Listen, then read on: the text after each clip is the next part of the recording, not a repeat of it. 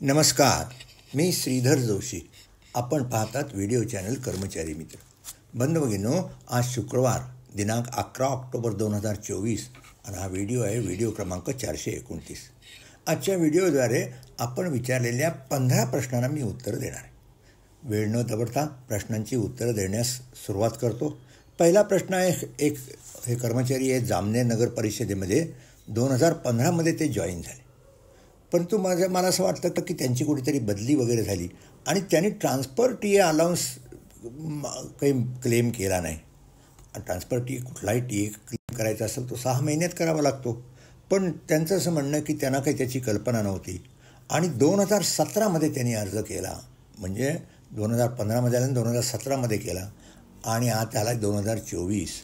हे तर खरंच आहे, 6 महिन्यामध्ये अर्ज करायला पाहिजे, अन्यथा त्या क्लेमला मंजुरी करण्याकरता शासनाची मंजुरी लागते. पण आता इथे भयंकर पुष्कळ वेळ झालेला आहे.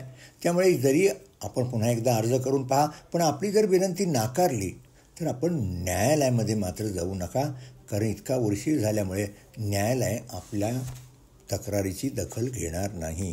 चला प्रश्न क्रमांक 2. ह्या कर्मचारी आहेत, या मॅट्रन म्हणून MPSCमधून जॉईन झाल्या 2014मध्ये. आता त्यांना तर 10 वर्ष झाली. आता नवीन आपल्याला माहिती आहे की 3 लाभांची जी सेवा आश्वासित प्रगती योजना आहे त्याप्रमाणे 10 वर्ष झाल्यानंतर त्यांना मिळालं पाहिजे 2024मध्ये. पण त्यांचं असं म्हणणं असं आहे की पूर्वीच्या बॅचमध्ये जे झाले मेट्रॉन त्यांना मिळालं, पण यांना काही मिळालं नाही म्हणजे यांचं असं म्हणणं आहे की त्यांच्या कार्यालयातले जे आस्थापना म्हणतात ते काही तुम्हाला मिळणार नाही. तर खरं नियमाप्रमाणे आपल्याला मिळालं पाहिजे. परंतु आपण हे लक्षात ठेवा की आश्वासित प्रगती योजनेचा लाभ देताना देखील नियमित पदोन्नतीसाठी जे निकष असतात, म्हणजे गोपनीय अहवाल चांगले असले पाहिजेत, वरची जी पोस्ट असते त्याच्यासाठी काही शैक्षणिक अर्हता वगैरे असेल, ती जेव्हा असेल तेव्हाच त्या वरच्या पदाच्या ती आश्वासित प्रगती योजनेचा लाभ मिळतो. त्यामुळे आपण कोणीतरी एखाद्या लिपिकाने सांगितलं त्याच्यावर आपण एक सरळ अर्ज करा आपल्या विभाग प्रमुखांना की मला 10 वर्ष झाली आहेत, मला आश्वासित प्रगती योजनेचा लाभ देण्यात यावा, कारण आश्वासित प्रगती योजनेचा ज्या शासनाच्या निर्णयाप्रमाणे मला 10 वर्षानंतर पहिला मिळाला पाहिजे लाभ, असा अर्ज करा.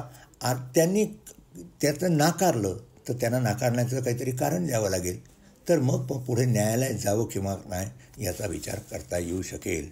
चला पुढच्या प्रश्नावर वळूया. हे पूर्वी एका खाजगी शाळेमध्ये प्रिन्सिपॉल होते. त्यांना निलंबित करण्यात आलं 16 महिन्यापूर्वी आणि काहीतरी अजूनही संस्थेने त्यांच्याविषयीचं जे इन्व्हेस्टिगेशन आहे, अन्वेषण आहे किंवा त्याची जी चौकशी आहे ती अजूनही प्रोग्रेसमध्ये आहे, ती काय अजून कंप्लीट झालेली नाही. त्यांना फक्त निर्वाह भत्ता 50% दिला, तो देखील 6 महिन्यापर्यंत दिला आणि त्यानंतर काही दिलेला नाही. आता त्यांचं असं म्हणणं आहे की यांनी एक पिटिशन हायकोर्टामध्ये फाईल केलेलं आहे आणि त्यांचा प्रश्न असा आहे की कॅन आय विड्रॉ, प्रॉव्हिडंट फंडाची रक्कम आहे ती संपूर्णपणे मला विड्रॉ करता येईल का. तर त्यांनी विचारलेल्या प्रश्नाचं उत्तर नाही आहे, कारण आपण अजूनही सेवेमध्ये आहात. निलंबित झाला म्हणजे सेवेतून तुम्हाला काढून टाकण्यात आलेलं नाही, त्यामुळे तुम्हाला प्रॉव्हिडंट फंडाची संपूर्ण रक्कम मिळणार नाही. अर्थात प्रॉव्हिडंट फंडाच्या नियमाप्रमाणे ज्या काही उद्देशांकरता प्रॉव्हिडंट फंडामधून आपल्याला ॲडव्हान्स घेता येऊ शकतो, अशा ठिकाणी मात्र आपल्याला अर्ज करता येईल, पण आपल्याला प्रॉव्हिडंट फंडाची रक्कम संपूर्णपणे करता येणार नाही. आपण उच्च न्यायालयात नेमका अर्ज काय केलेला आहे, पिटिशन काय केला आहे, त्याची प्रत माझ्याकडे आपण पाठवलेली नाही. त्यामुळे नेमकी आपण पिटिशनमध्ये काय मागणी केली आहे हे मला कळून आलेलं नाही. पण आपल्याला जो 50%च फक्त अलाउन्स तो आणि 6 महिनेपर्यंत दिलेला आहे, ह्या आपल्यावर अन्याय झालेला आहे. याच्याविरुद्ध आपल्याला निश्चित दाद मागता येईल. तेव्हा आपण डेप्युटी डायरेक्टर एज्युकेशन किंवा एज्युकेशन ऑफिसर असतील यांच्याकडे आपण तातडीने अर्ज करा की निर्वाह भत्ता देखील आपल्याला 6 महिनेच दिलेला आहे, तो निर्वाह भत्ता देणं बंद करणं हा अन्याय आहे आणि असा जर अन्याय होत असेल तर त्याची दाद मागण्याकरता आपण संबंधित शिक्षण अधिकाऱ्यांकडे दाद मागा. नाही झालं तर मग स्कूल ट्रिब्युनलकडे वगैरे कुठे जायचं किंवा काय यासंबंधी मला पुन्हा एकदा मेल पाठवा, म्हणजे मग मी आपल्याला योग्य तो सल्ला देऊ शकेन. त्याला प्रश्न क्रमांक 4. हे पोलीस कॉन्स्टेबल आहे. यांचं म्हणणं आहे की यांच्याविरुद्ध 420 इंडियन पिनल कोडखाली ऑफेन्स दाखल आहे आणि त्याच्यामुळे मॅटर मात्र अजूनही कोर्टामध्ये पेंडिंग आहे असं त्यांचं म्हणणं आणि त्यांचं प्रमोशन विजेल्ड केलेलं आहे. तर कॅन आय गेट प्रमोशन याच्यासंबंधी काही GR वगैरे आहे का? तर या प्रश्नकर्त्यांना मी एवढं सांगेन, जेव्हा एखाद्या कर्मचाऱ्याच्या विरुद्ध विभागीय चौकशी किंवा पोलीस कारवाई जर प्रलंबित असेल तर अशा वेळी पदोन्नती समितीच्या बैठकीमध्ये त्या संबंधित कर्मचाऱ्याचे गोपनीय अहवाल तपासून तो पदोन्नतीला लायक आहे किंवा नाही हे सीलबंद लकोट्यामध्ये ठेवले जातात. आणि मग विभागीय चौकशी किंवा फौजदारी कारवाई संपूर्ण झाली की मग पुढच्या पदोन्नती समितीच्या बैठकीमध्ये सील्ड कवर ओपन केलं जातं आणि मग विभागीय चौकशीचा किंवा फौजदारी जे प्रकरण आहे त्याचा जो निकाल लागला काय ते लक्षात घेऊन त्याला पदोन्नती केव्हा द्यायची किंवा नाही याचा विचार करता येतो. तर या संदर्भात मी आपल्याला सांगेन की एक व्हिडिओ क्रमांक, आपण जर कर्मचारी मित्र या व्हिडिओ चॅनल सबस्क्राईब केलं असेल तर आपल्याला व्हिडिओ क्रमांक 52 पाहता येईल. आपण सबस्क्राईब केलं नसेल तर कसं सबस्क्राईब करावं, जुने व्हिडिओ कसे पाहावे यासाठी व्हिडिओ क्रमांक 405 पहा. पण मी आपण केलं नसेल तर सबस्क्राईब करा आणि थोडे बेल आयकॉनला क्लिक करा म्हणजे सर्व व्हिडिओ पाहता येतील. आणि मग व्हिडिओ 52 जर पाहिलात तर व्हिडिओ 52च्या बरोबर मी जे शासनाचे 2017 आणि 2018चा शासन निर्णय म्हणजे जेव्हा एखाद्या कर्मचाऱ्याविरुद्ध विभागीय चौकशी प्रलंबित असेल किंवा तो निलंबनाखाली असेल तर त्याच्या वेळेस त्याला पदोन्नती द्यावी किंवा नाही यासंबंधीची जी कार्यपद्धती आहे ही डिसेंबर 2017 आणि 2018च्या 2 शासन निर्णयामध्ये विशद करण्यात आली आहे. दोन्ही शासन निर्णय व्हिडिओ क्रमांक 52 नंबर याप्रमाणे पहा.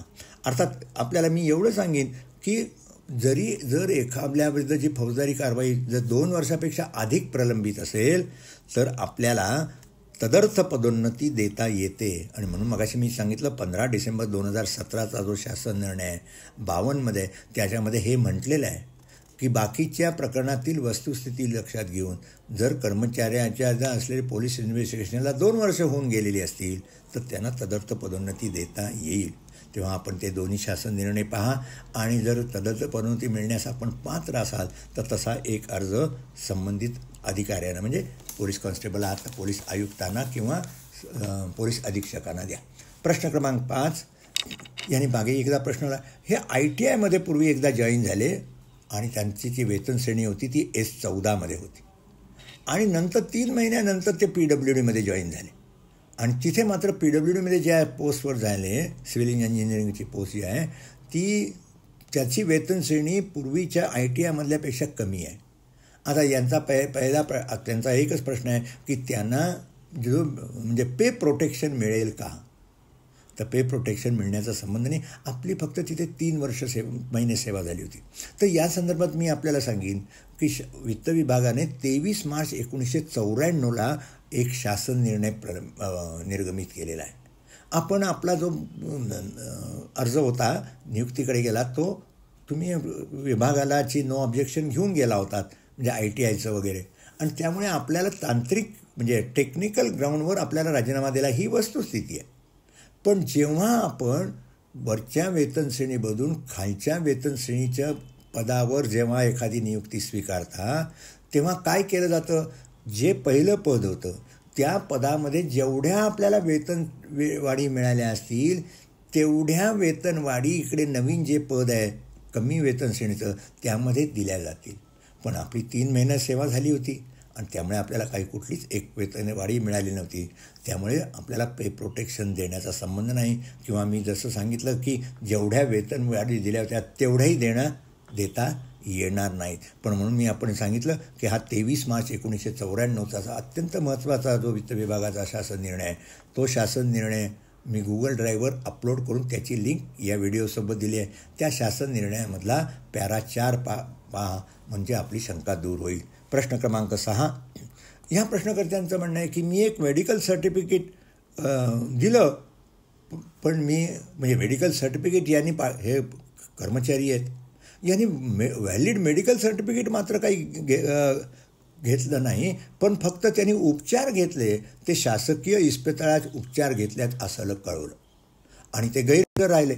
तर मग साहजिकच गैरहजर राहिल्यामुळं त्यांच्याविरुद्ध विभागीय चौकशी सुरू झाली आणि त्यांचं वेतनही काढलं गेलं नाही. आता यांचं असं म्हणणं आहे की मी तर शासन इस्पितळात उपचार घेतले, नुसते उपचार घेऊन चालत नाही तर त्या ठिकाणी आपण जो मेडिकल ऑफिसर जे ऑथराईज मेडिकल ऑफिसर आहे त्याचं प्रमाणपत्र जोडून आपण रजा मागितली पाहिजे. कारण का रजा म्हणजे काय? Leave is a permission granted by competent authority and it cannot be claimed as a right. कोणाला रजा दिलीच पाहिजे असा अधिकार नाही. रजा म्हणजे संबंधित सक्षम अधिकाऱ्यांनी कर्मचाऱ्याला गैरहजर राहण्याची परवानगी. पण आपण अर्जही केला नव्हता, मेडिकल सर्टिफिकेटही वगैरे दिलेलं नव्हतं आणि त्यामुळे साहजिकच आपलं वेतन काढलं गेलं नाही, त्यात काही गैर झालेलं नाही. आणि आता आपल्याला बऱ्याच काळ आपण गैरहजर राहिलात आणि म्हणून मेडिकल ऑफिसरनी आपले प्रकरण जे हॉस्पिटलमध्ये रिफर केलं आहे, त्यात काही चूक नाही. तेव्हा आपण जे हॉस्पिटलमध्ये ज्या कमिटी असेल त्यांच्यासमोर जा आणि मग तिथे आपली तपासणी करून ते जे काय रिमार्क देतील त्याच्यावर संबंधित आपले जे नियुक्ती अधिकारी असतील ते काय ते योग्य तो निर्णय घेतील. चला, प्रश्न क्रमांक 7. हे बाजार समितीचे म्हणजे ॲग्रिकल्चर प्रोड्यूस मार्केट कमिटी असते त्याचे सदस्य आहेत. यांना 5 वर्षापेक्षा जादा वेतन देणं गेलं आणि त्यांची वसुली थकीत जे वेतन द्यायचं होतं त्याच्यातून केली गेली आणि पुढील उर्वरित रक्कम पुढील वेतनातून वसूल केली जाणार आहे. आता यांनी कुठल्या प्रकारचं वचनपत्र दिलेलं नव्हतं, तर वसुली होऊ शकते का आणि किंवा न्यायालयात जावे किंवा मॅटमध्ये जावे का? 2 गोष्टी. आपण बाजार समितीचे कर्मचारी आहात आणि बाजार समितीचे कर्मचारी काही शासकीय कर्मचारी नाही, त्यामुळे आपण मॅटमध्ये जाऊ शकणार नाही. आता बाजार समितीचे कर्मचारी आहेत तर आपल्या त्या कमिटी आहेत किंवा सहकार खात्याने जे काही निर्णय काढले असतील त्याच्यामध्ये शासनाने निर्गमित केलेले शासकीय कर्मचाऱ्यांसाठी असलेले नियम व शासनाने निर्गमित केलेली परिपत्रकं देखील कर्मचाऱ्यांना लागू होतील असं काही परिपत्रक सहकारी विभागाने काढलं असेल किंवा बाजार समितीच्या तुमच्या जे मंडळ असेल त्यांनी जर काढलं असेल तर मात्र मग आपल्याला शासकीय निर्णयाचा आधार घेता आहे. पण तरी देखील आपल्याला 5 वर्षानंतर जी वसुली करणं आहे ते खरोखरच बरोबर झालेलं नाही आणि म्हणून याच्याकरता आपल्याला मॅटमध्ये जाता येणार नाही. आपण पण न्यायालयात जर गेला तातडीने तर न्यायालयामध्ये पुढचीची जी रिकव्हरी म्हणतायत करायची ती तर निश्चित थांबवली जाईल आणि मग मागे दिलेली वसुली परत आपल्याला रक्कम परत मिळावी काय याच्या संबंधी न्यायालय दोन्ही बाजू ऐकून काय तो निर्णय देतील. तर याकरता मी आपल्याला सांगेन की एक 2-3 व्हिडिओ क्रमांक देतो. आपण या कर्मचारी मित्र या व्हिडिओ चॅनलला सबस्क्राईब केलं असेल तर अतिप्रदान जेव्हा वसूल झालेली रक्कम असेल म्हणजे 5 वर्षापर्यंत आपल्याला दिली झाली असेल तर शासकीय कर्मचाऱ्याच्या बाबतीमध्ये त्याच्याकडून कुठलंही असं वचनपत्र त्यांनी दिलं नसेल तर ती वसुली करता येत नाही. आणि अशाच्या बाबतीत शासनाने अनेक परिपत्र काढले आहेत. एक 11 नोव्हेंबर 2022ला काढला आहे, 7 ऑक्टोबर 2022ला काढलेलं आहे.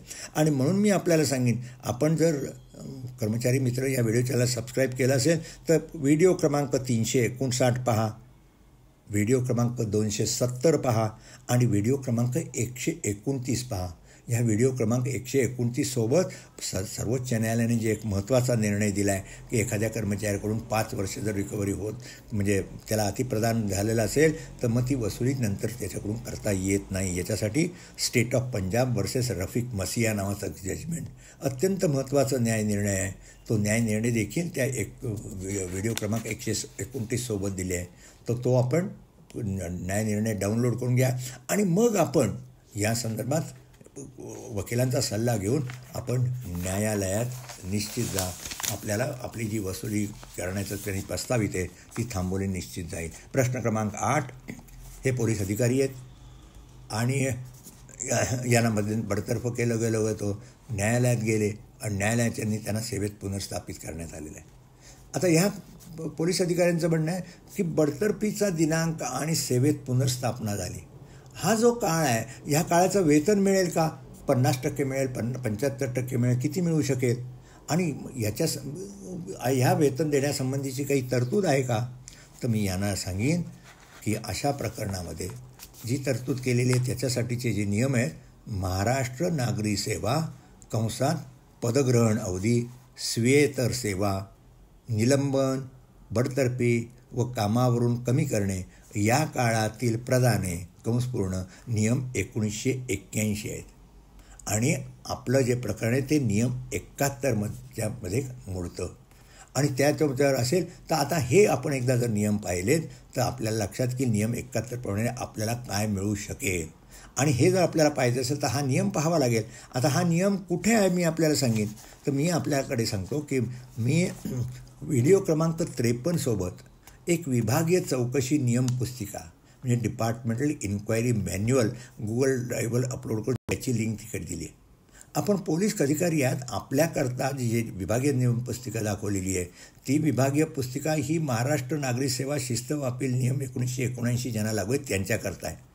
पण या पुस्तकामध्ये परिशिष्ट 13मध्ये मी आता जे सांगितलं, जे नियम सांगितले ते नियम 70, 71, 72 दाखवलेले आहेत. तर ते आपण पहा म्हणजे आपल्याला निश्चित लक्षात येईल. त्याचबरोबर हे जे नियम आहेत ते देखील 70 ते 72 जे नियम आहेत ते मी व्हिडिओ क्रमांक 363 आहे. आपण गुगल ड्राईव्हला त्या कर्मचारी मित्र या चॅनलला सबस्क्राईब केलं असेल तर आपण व्हिडिओ क्रमांक 363 पहा.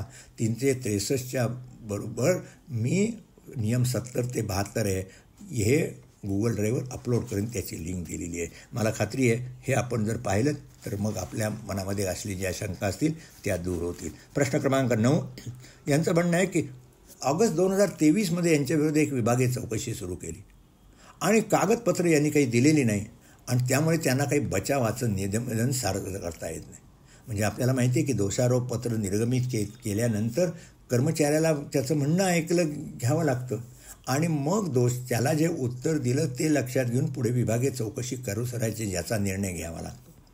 आता यांचं असं म्हणणं आहे की ज्या कागदपत्रांच्या आधारे दोषारोप सिद्ध करायचे आहेत ते कागदपत्रच यांना मिळाले नाही, त्यामुळे त्यांनी बचावाचं निवेदन ते सादर करू शकले नाहीत. आणि आता मात्र तरी देखील चौकशी अधिकाऱ्यांची नेमणूक केलेली आहे. हे योग्य आहे का? आणि नाहीतर मग या चौकशी अधिकाऱ्याच्या नेमणुकीच्या विरुद्ध न्यायालयामध्ये जावे किंवा काय.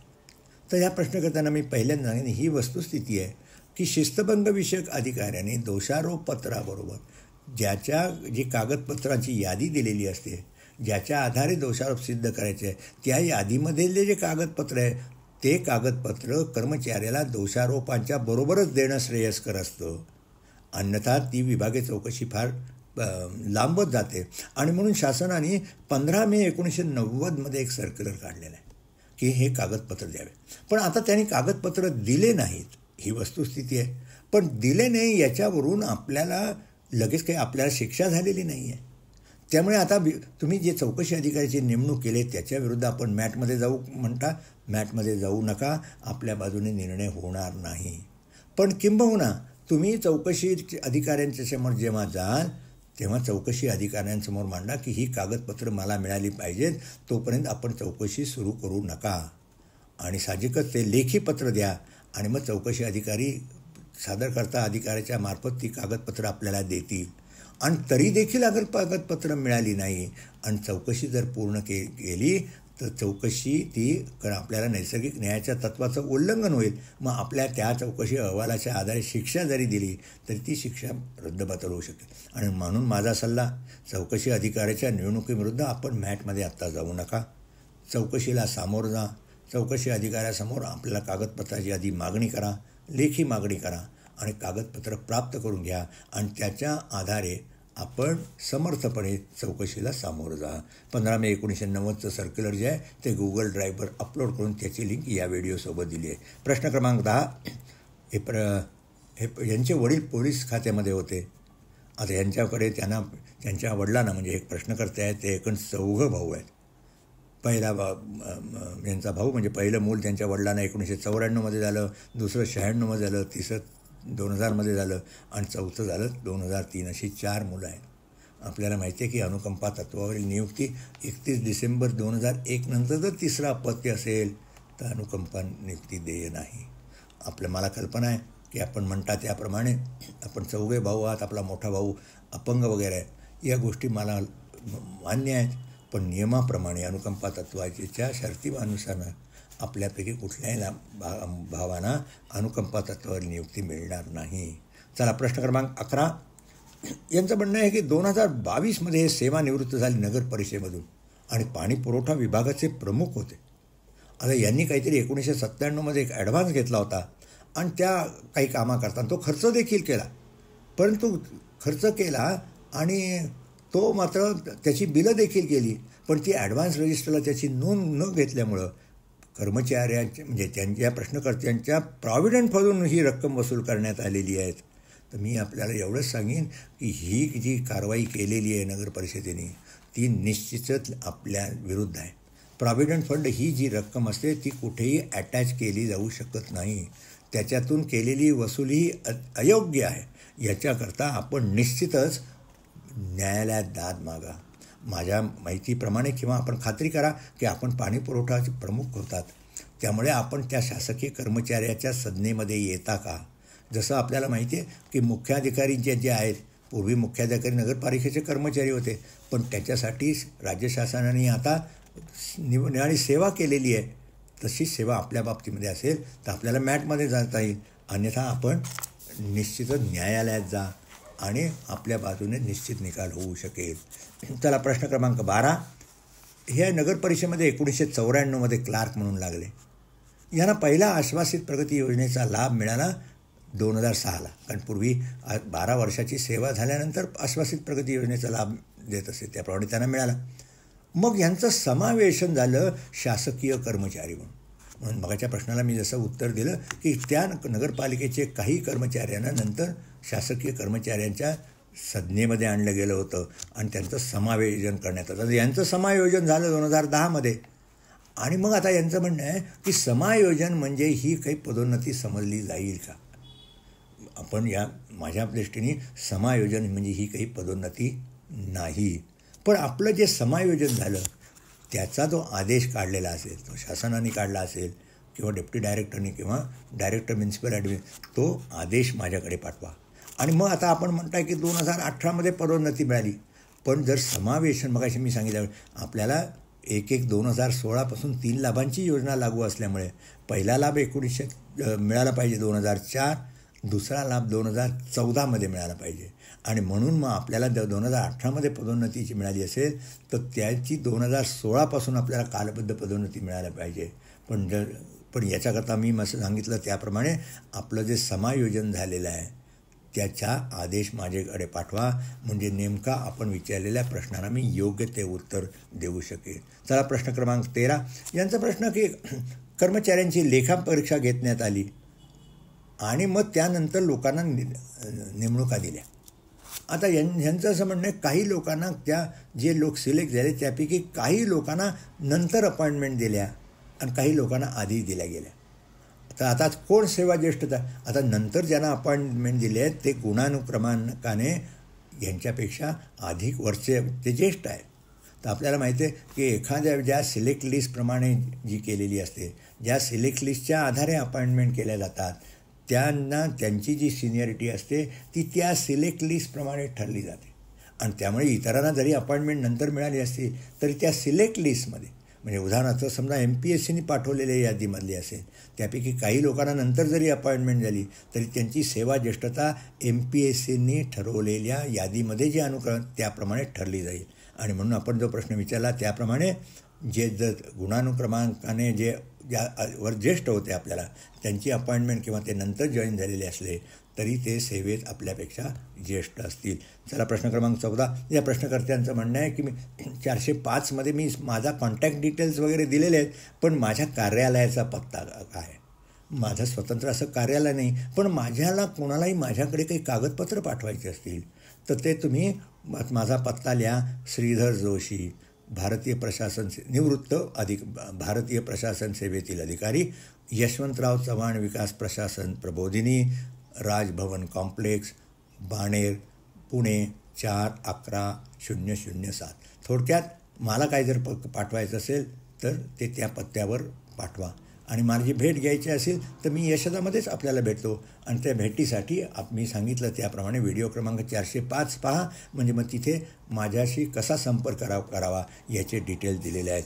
चला शेवटच्या प्रश्नाकडे बोलूया. या प्रश्नकर्त्यांचं म्हणणे एक शासकीय कर्मचारी सेवानिवृत्त झाला आणि त्याच्याकडे पतसंस्थेची काही थकबाकी होती.